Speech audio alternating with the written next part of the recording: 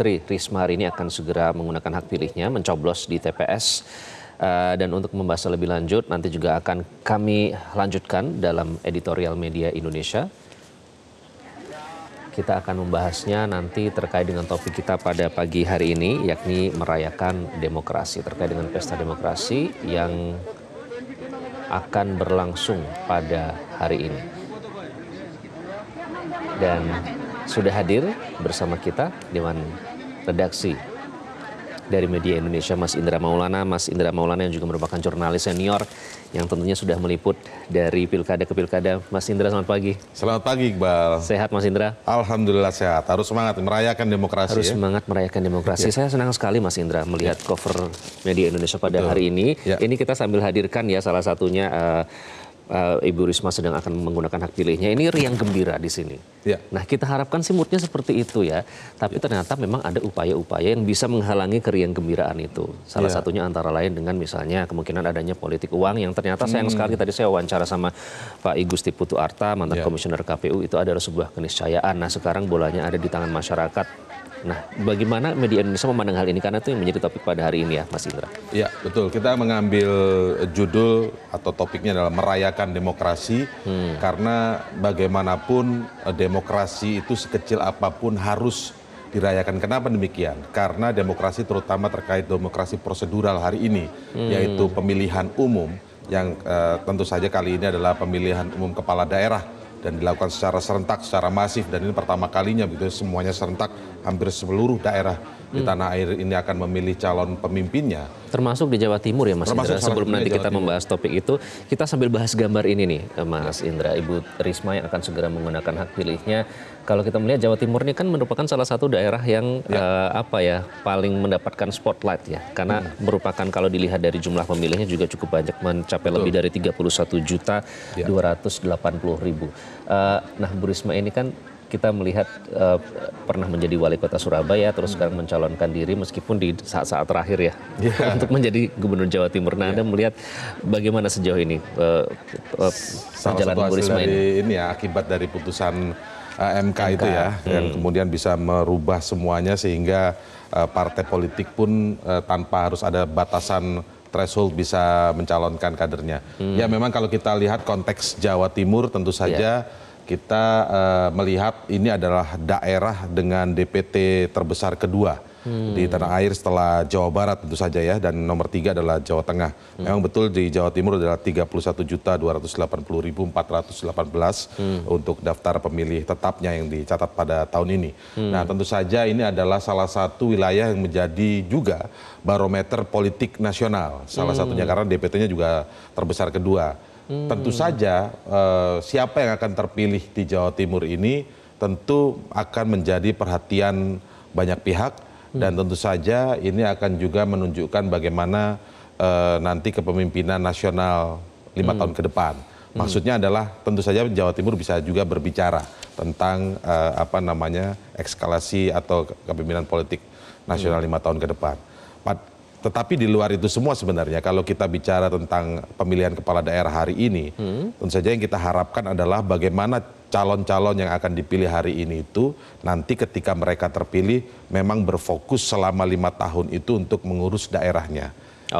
Walaupun tentu saja ada pandangan politik yang melihat bahwa bisa saja ini nanti kaitannya dengan 2029 dan lain sebagainya. Kita tahan dulu, Mas Indra, itu menarik. Nanti kita akan dengarkan langsung. Pramono Anung akan memberikan pernyataan. Secara khusus juga ingin mengucapkan terima kasih bagi warga Jakarta bahwa selama proses sosialisasi kampanye di Jakarta ini berlangsung sangat baik. Dan ini menunjukkan tekad saya di awal dengan Bang Dul untuk politik riang gembira itu alhamdulillah bisa berjalan. Yang kedua, secara pribadi saya juga mengharapkan bahwa bagi KPU, Bawaslu, siapapun yang terlibat dalam proses pemilu gubernur di Jakarta ini menjaga demokrasi dengan baik dan mudah-mudahan tidak tercederai, ternodai dalam bentuk apapun. Karena memilih pemimpin itu adalah memilih figur, kalau di awal sudah berlangsung tidak baik tentunya kemudian hari juga kurang baik. Sehingga dengan demikian saya betul-betul berharap fairness, adil, dan apapun hasilnya harus diterima oleh siapapun termasuk saya pribadi dan keluarga.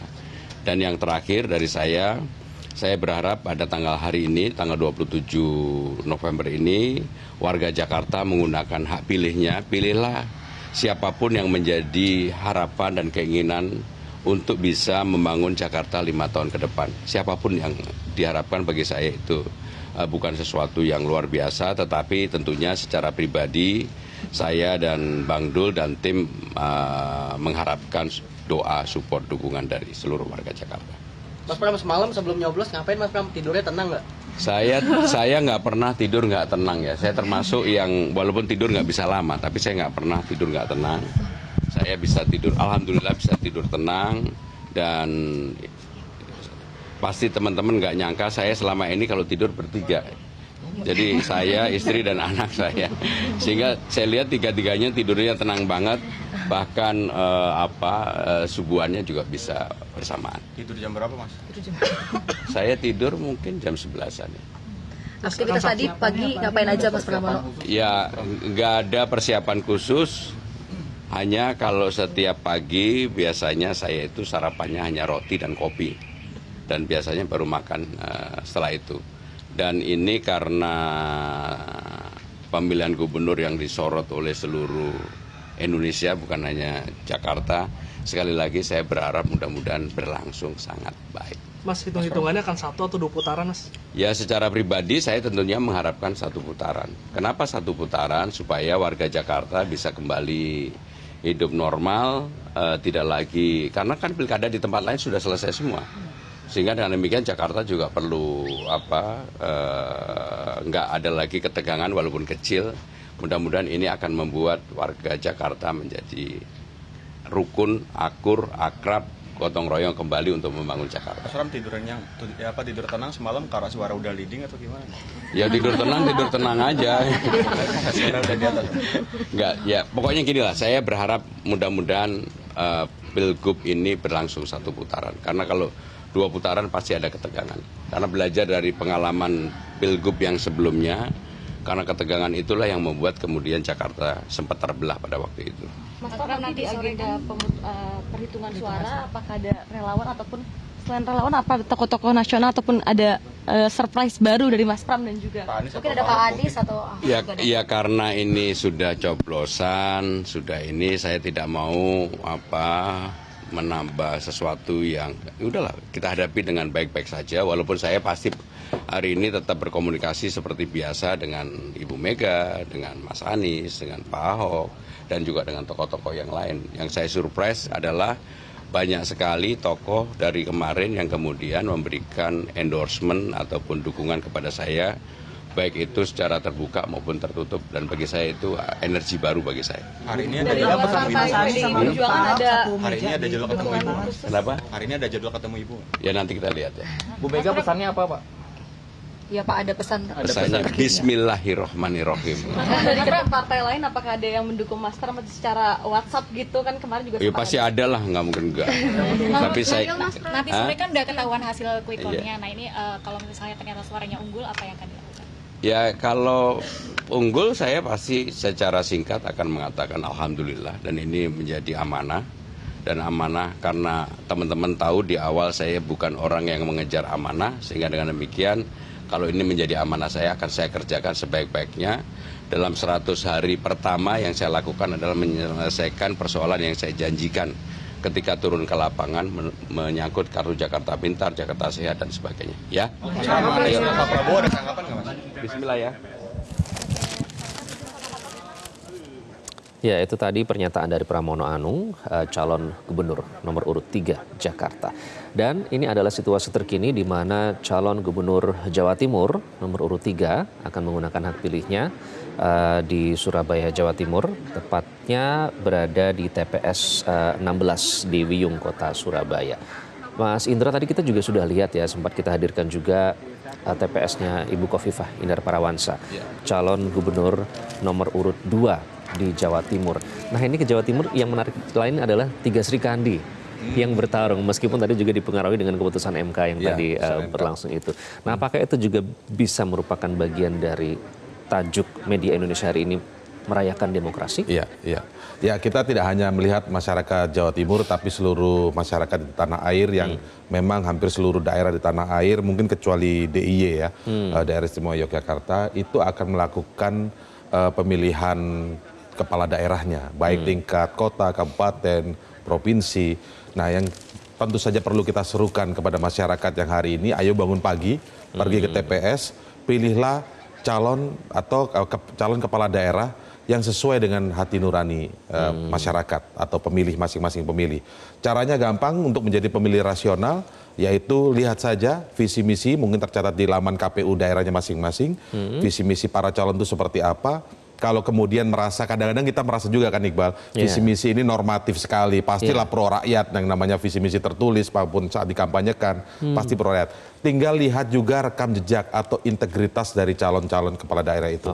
Kalau masih mau lebih simpel lagi, pilihlah calon terbaik menurut hati nuranimu, pemilih, yang bisa dikritisi ketika sudah dipilih dan menang nanti. Oke, nah itu caranya gimana? Nanti kita akan bahas lebih lanjut. Kita harus jeda terlebih dahulu, Mas Indra. Nanti kami akan kembali sesaat lagi. Pemirsa, tetaplah di live event Indonesia Memilih 2024. Kami ingin juga memastikan semua tokoh masyarakat, semua pihak untuk mengajak masyarakat pemilih, semua kita untuk datang dengan keriangan, kegembiraan ke TPS, menggunakan hak pilih kita dengan sukacita, karena ini adalah bagian dari perayaan demokrasi kita.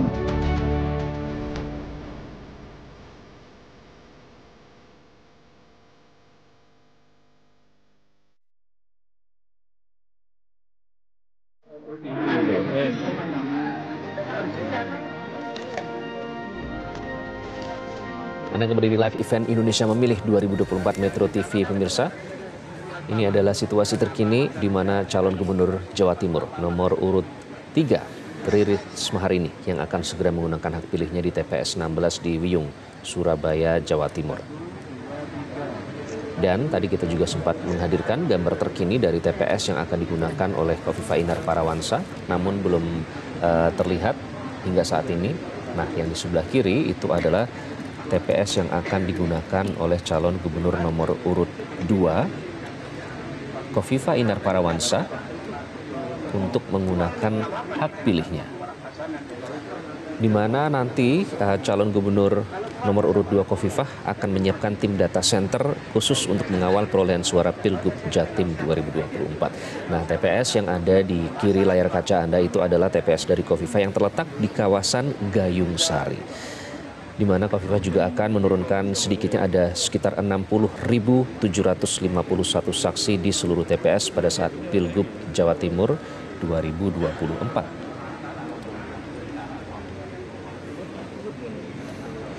Dan belum ada jadwal yang pasti kapan nanti Khofifah Indar Parawansa akan menuju ke TPS-nya, namun TPS ini sendiri sudah melakukan persiapan sejak beberapa hari sebelumnya, di mana TPS tersebut terletak di SDN Margorejo 6, Kecamatan Wonocolo, Kota Surabaya.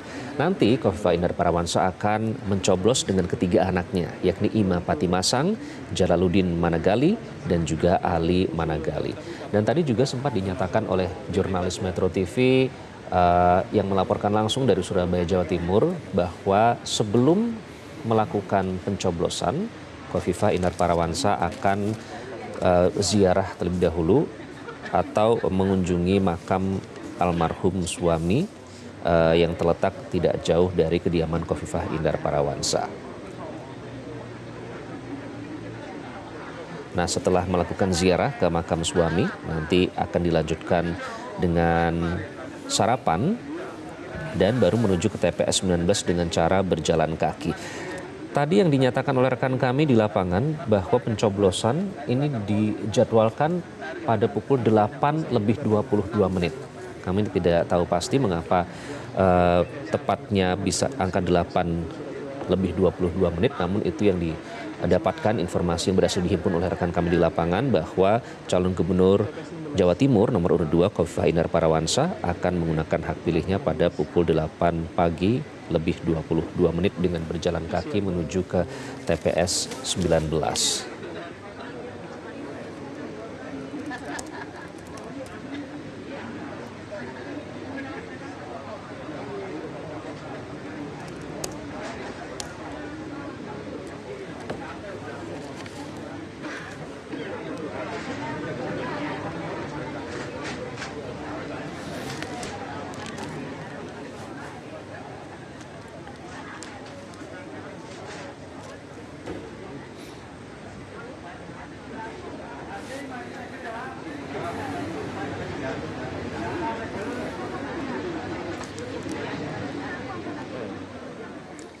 Dan pemirsa, hari ini editorial Media Indonesia juga mengangkat topik pemilihan kepala daerah serentak 2024 dengan tema merayakan demokrasi. Kita akan membedahnya bersama anggota Dewan Redaksi Media Group Indra Maulana yang sudah tadi kami perkenalkan. Kita akan nanti bahas lebih lanjut. Namun itulah topik kita pada pagi hari ini di Media Indonesia yang bisa Anda simak dalam versi cetak maupun e-paper merayakan demokrasi. Selamat menyaksikan.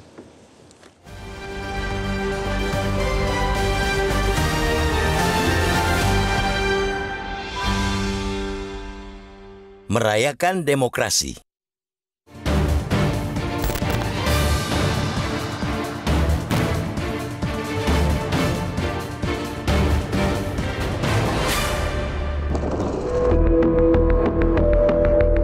Hari yang dinanti-nantikan itu akhirnya tiba.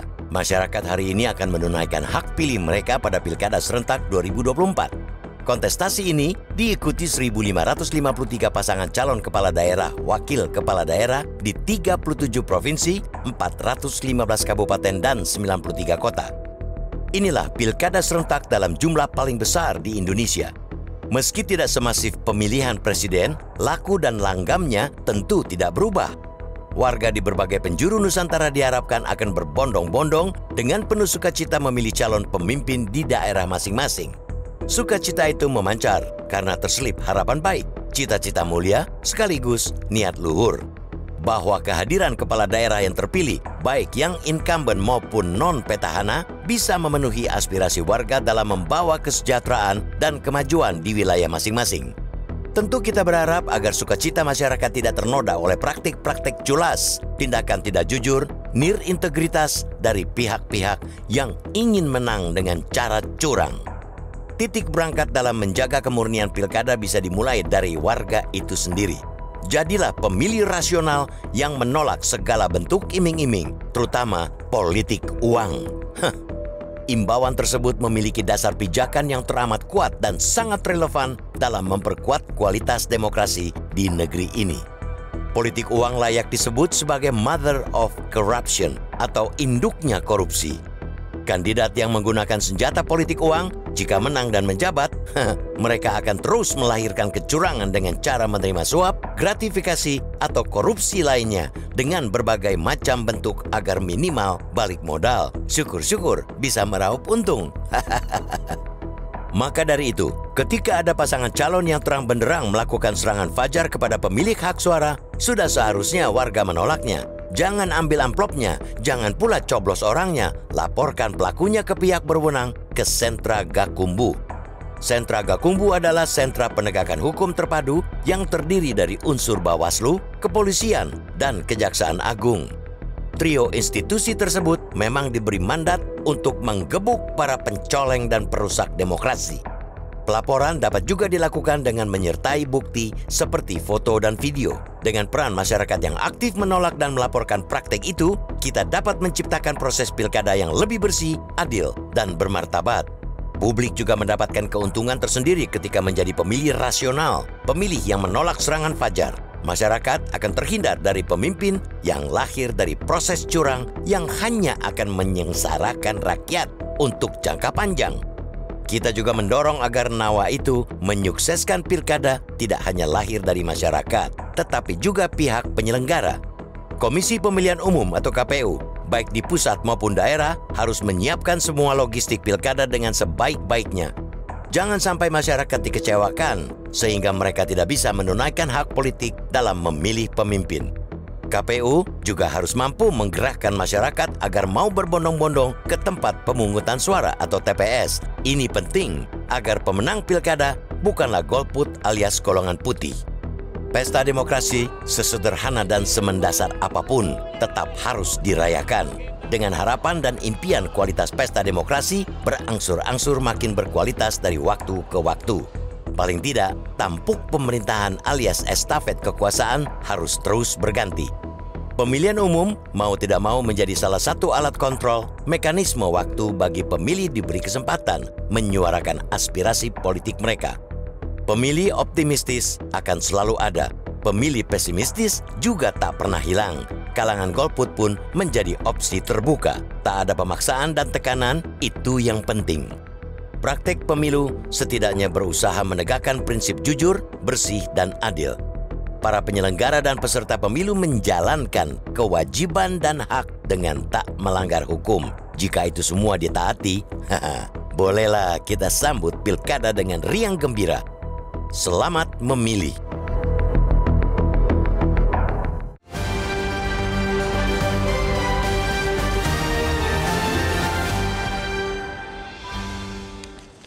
Merayakan demokrasi telah menjadi topik dalam editorial Media Indonesia kali ini, dan ini adalah situasi terkini pemirsa di TPS 029 tempat Anies Baswedan menggunakan hak pilihnya dalam pilkada serentak kali ini.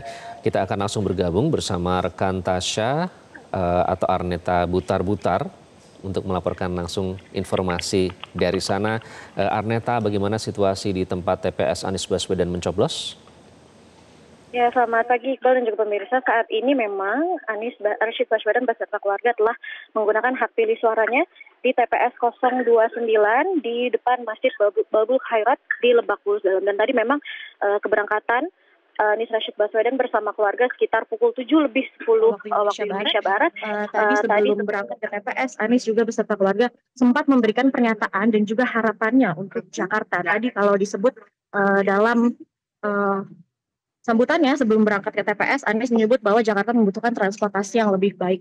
Dan tadi bersama-sama dengan keluarganya dan kedua anaknya ini, bersama sang istri juga Ferry Farhati, berjalan menuju TPS 029 dan langsung memberikan suaranya seperti itu di bilik.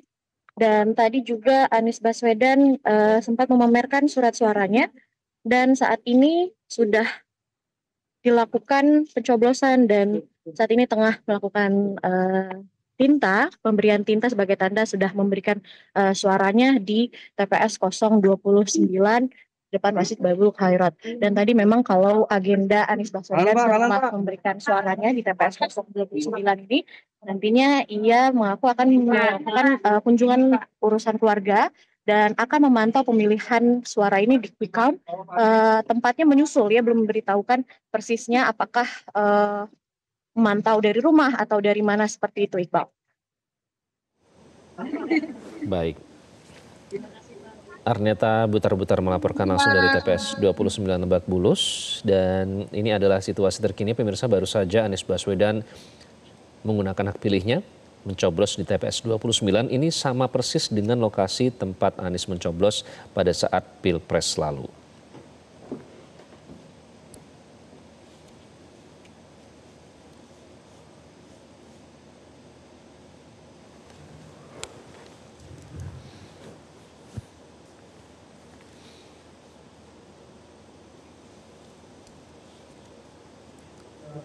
Ya, info-info ya Pak. Buat warga yang hari ini memilih Pak. Boleh Pak.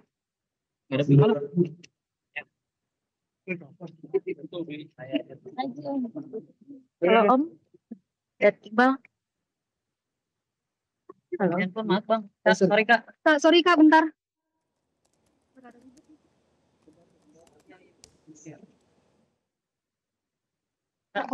Sorry. Maaf.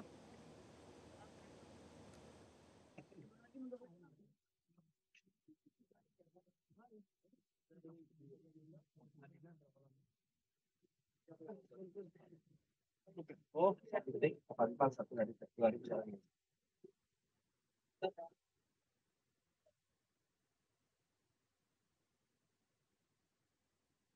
Ya. Alhamdulillah kami baru saja menunaikan hak pilih kami untuk pilkada di Jakarta, dan saya berharap mudah-mudahan semua akan bisa memanfaatkan kesempatan ini. Saya sampaikan kepada semua pesan bahwa ini proses demokrasi yang harus kita hormati. Jadi kepada seluruh warga di Jakarta, gunakan hak pilihnya. Yang kedua, bila ada yang memberikan bantuan bersyarat, ada yang memberikan pembagian-pembagian macam-macam caranya, jangan sampai mengubah pilihan. Tetap pilih sesuai dengan yang semula diyakini. Saya meyakini bahwa proses demokrasi seperti ini harus dijaga dan dijaga rame-rame. Bila menemukan praktek-praktek seperti itu, foto, laporkan, ungkapkan kepada publik. Kita ingin menjaga agar demokrasi berjalan dengan baik, dan kepemimpinan yang terpilih adalah kepemimpinan dari hasil proses yang jujur, adil, dan bersih. Ini pesan penting, saya harap bisa menjadi perhatian bagi kita semua. Oke, Pak Adi setelah ini akan bertemu dengan Mas Pram Bang Rano. nanti kita lihat.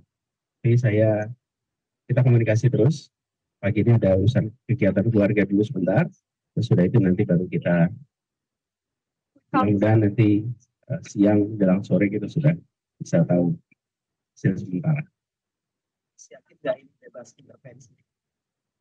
Ya, itu yang soal intervensi ini yang selalu menjadi kekhawatiran. Selalu menjadi kekhawatiran. Karena itulah kenapa saya tadi pesankan, jaga kampung kita, jaga komplek kita, jaga TPS kita. Dan apabila ada sumbangan bersyarat, ada pemberian uang dan lain-lain, maka sampaikan bahwa pilihan tidak berubah. Dan saya yakin dengan cara seperti itu, maka Jakarta akan lebih baik. Kita ingin Jakarta menyala. Makin menyala ya. Di pilkada serentak ini juga kan Pak Jokowi juga menyatakan dukungannya ke beberapa paslon. Salah satunya Pak Ridwan Kamil. Ini kalau tanggapan dari Pak Anies sendiri itu seperti apa sih? Ya, pada prinsipnya begini, ini adalah sebuah proses demokrasi. Rakyat nanti akan menentukan pilihan. Saya yakin bahwa publik di Jakarta akan mampu menakar, menimbang, membandingkan antar calonnya. Karena fokus kita di situ. Jadi fokusnya ada pada calonnya. Apalagi tantangan di Jakarta ini besar. Dan kita ingin agar kepemimpinan berikutnya itu tidak serba coba-coba. Sambil ngomongnya bisa duduk ya. Mbak. Turun. Nah, tolong Bang, berdua Bang. Lagi. Ini kasih Bang.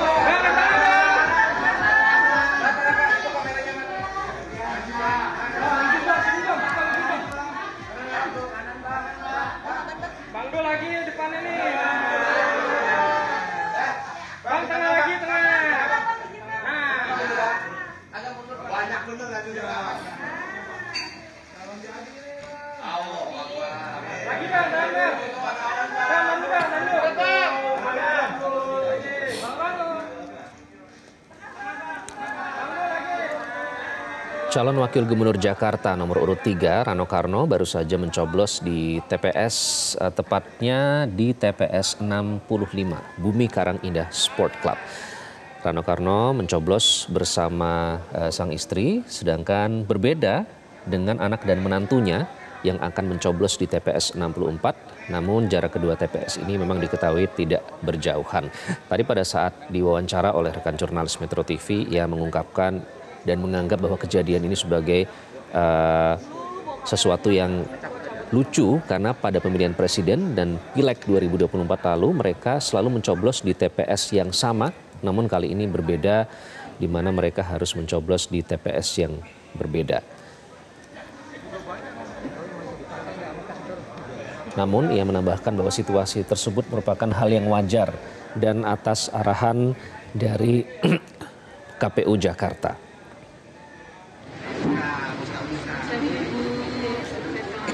Dan ini adalah situasi terkini dari TPS yang digunakan oleh Tri Risma hari ini untuk menggunakan hak pilihnya.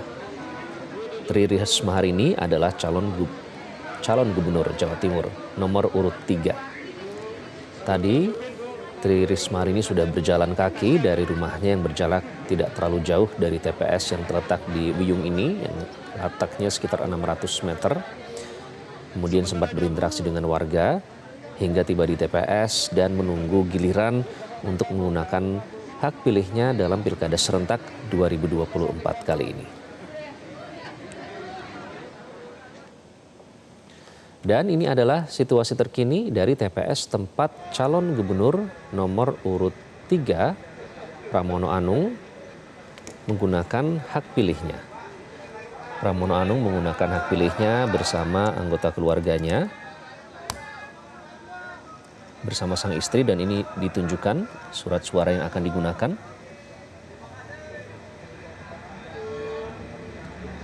Pramono Anung mencoblos di TPS 46 di daerah Cipete Selatan pada hari Rabu. Mas Pram sini. Kanan Mas Pram. Kanan Mas Pram, kanan. Kanan. Nah.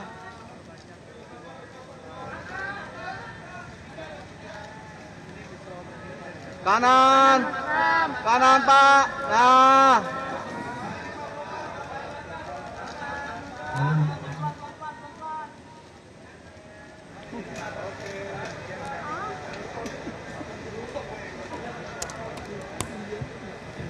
Selanjutnya Ibu Pancarikawati.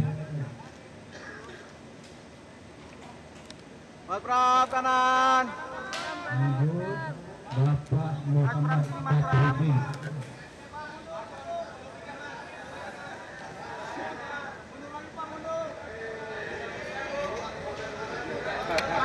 Mas Pram kanan Mas. Kanan Mas. Ibu Nena Huria. Bu belakang Bu. Belakang belum Bu. Bu belakang belum Bu.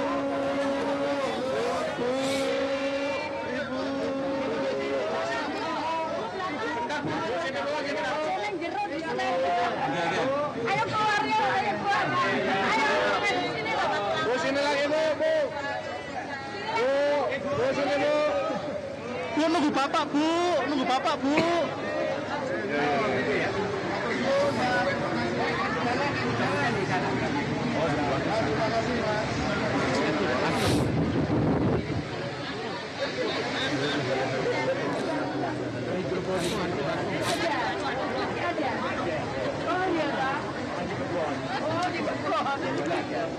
Yang kemarin belum tidak ada.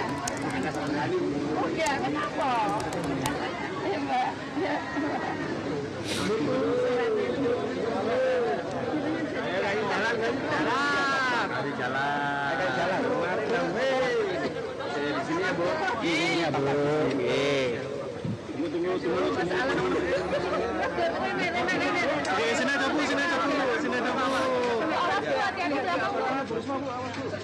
Hati-hati Bu.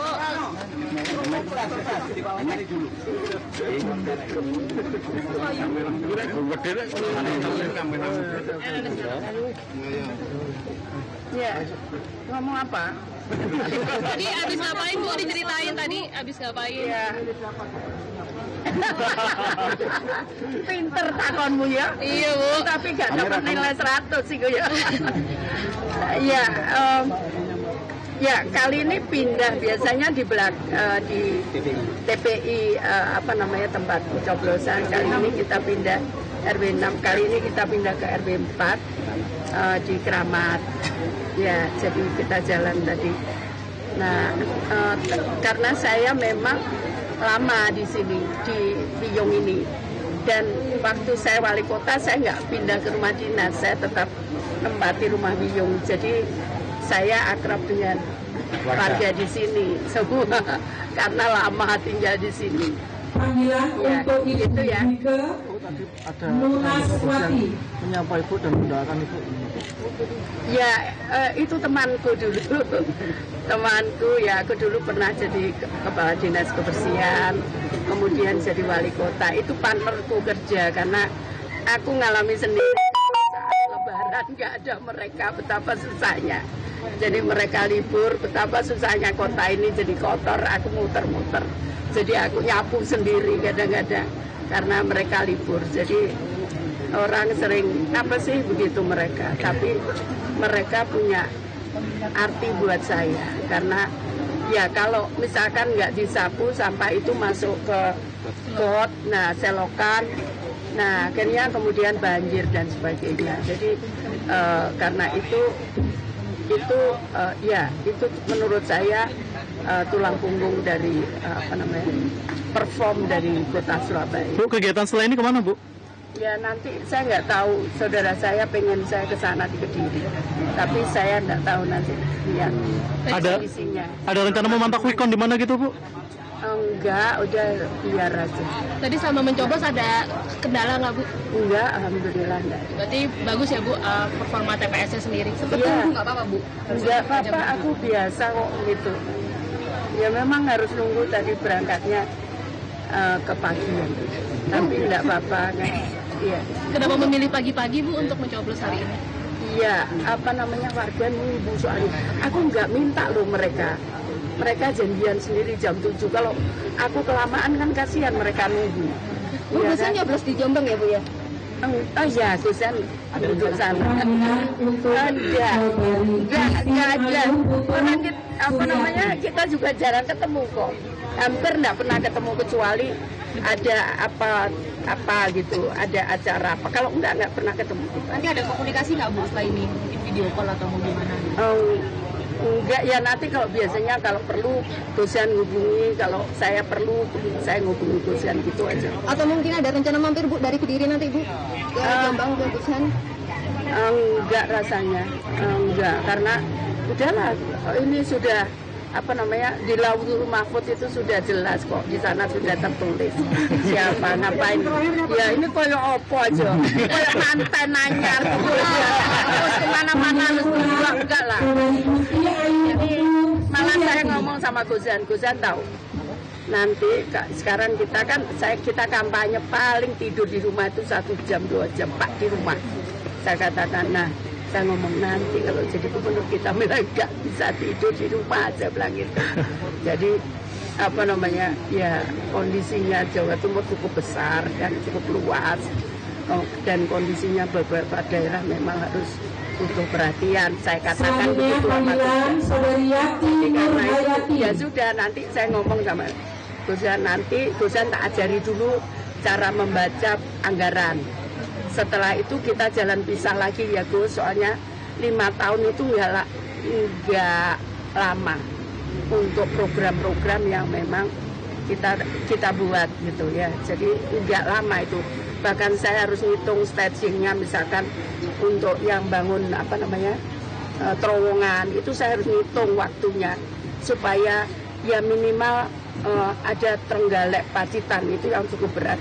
Itu nanti bisa terrealisasi. Ya pemirsa, ini kami hadirkan kepada Anda update terkini sambil Anda memantau lokasi di beberapa titik tempat para cagup dan cawagup menggunakan hak pilih mereka.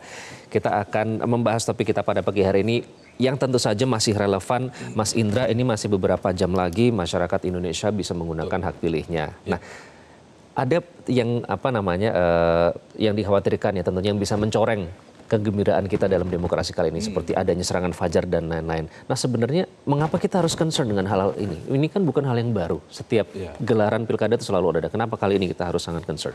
Kita melihat dari sudut pandang pemilih dulu ya. Karena kita bisa melihat hari ini itu bisa dari beberapa sudut pandang. Pertama dari sudut pandang para pemilih dulu. Kenapa kita mengangkat namanya merayakan demokrasi? Merayakan artinya cenderung dengan sukacita dan lain sebagainya. Memilihlah dengan sukacita, bukan dengan tekanan, apalagi memilih dengan berbasis politik uang. Kalau dulu istilahnya mungkin serangan fajar, mungkin istilah serangan fajar itu sudah tidak relevan lagi. Tidak relevan secara istilahnya saja. Karena serangan fajar ini dilakukan mungkin di awal-awal adanya money politik dulu, ya kan? Orang mau menuju ke TPS disamperin dulu oleh orang yang mau melakukan serangan fajar dengan memberikan amplop dan lain sebagainya untuk memilih calon tertentu.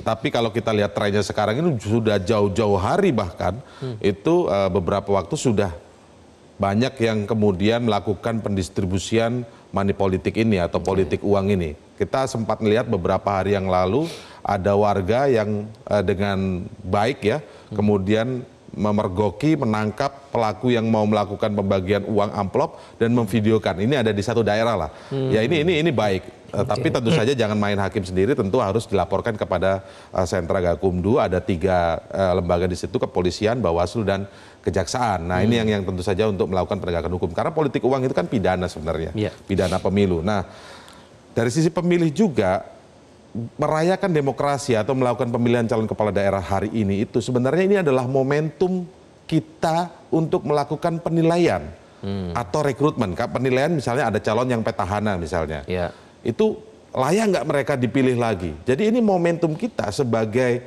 tuan tanda kutip, karena kepala daerah ini kan sebenarnya sejatinya adalah pelayan publik, pelayan masyarakat. Agar masyarakat bisa sejahtera, mereka menjadi pelayan untuk kemudian memimpin dan kemudian membawa masyarakat menjadi sejahtera. Tentu saja kan seperti itu. Nah sekarang ini momentumnya bagi tuan tanda kutip tadi. Masyarakat ini kan tuannya. Momentum untuk apakah kita teruskan calon yang kemarin, orang yang kemarin memimpin kita dan melayani kita, masyarakat, ataukah kita stop sekarang? Nah kalau misalnya tidak ada petahana, kita akan merekrut. Tuan ini, publik ini akan merekrut. Layak nggak kamu menjadi pelayan saya, tanda kutip. Kan begitu. Nah maka ini jadi momentum. Jangan sampai kemudian kita mau merekrut pelayan kita, tapi kita dibayar oleh pelayan kita, politik uang tadi. Nah sudut pandangnya harus ke sana dulu. Nah supaya memudahkan kita publik merekrut pemimpin atau mengevaluasi pemimpin yang kemarin misalnya sudah menjadi petahana, tentu saja kita harus tahu rekam jejaknya. Tadi kita sudah sempat bocorkan kisi-kisinya supaya lebih mudah. Lihat saja visi misinya. Kalau misalnya visi misi terlalu normatif dan terlalu jelimet, lihat rekam jejaknya, orang ini punya integritas yang baik atau tidak. Terkait dengan oligarki tidak. Terkait dengan hal-hal yang negatif di sebelumnya tidak. Ada isu secara integritas tidak.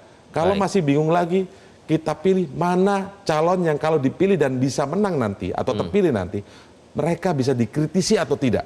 Itu saja yang kita pegang. Karena ini juga pendidikan politik, Iqbal. Ketika kita sudah memilih dan calon yang kita pilih itu menang atau terpilih, jangan kita biarkan dan kita terus puja-puja. Saya pernah menulis di medcom.id, bahayanya media darling, populisme dan mundurnya demokrasi. Ketika kita memilih calon yang kita puja-puja, bahkan kemudian jadi media darling, dia menjadi populis. Akhirnya apa? Kemudian membentuk dinasti, oligarki, dan akhirnya tidak bisa dikontrol oleh masyarakat itu sendiri. Baik, jangan sampai itu terjadi. Bahkan hal-hal yang tidak terlihat seperti itu pun kita harus waspada sebagai pemilik. Karena sekali lagi kita sebagai tuannya ya. Mas Indra, terima kasih. Baik, terima kasih. Kita encourage, kita dorong supaya warga datang berbondong-bondong datang tentu saja dengan melihat visi misi dan program kerja. Kalau misalnya masih belum yakin, bisa melihat ulang debat yang diselenggarakan oleh Metro TV, bisa melihat dan meyakinkan di sana sebelum datang ke TPS. Terima kasih Mas Indra. Terima kasih. Kita nyoblos habis ini. Dan pemirsa, Live Event Indonesia Memilih masih akan berlanjut sesaat lagi bersama rekan Leonard Samosir. Tetaplah di Metro TV.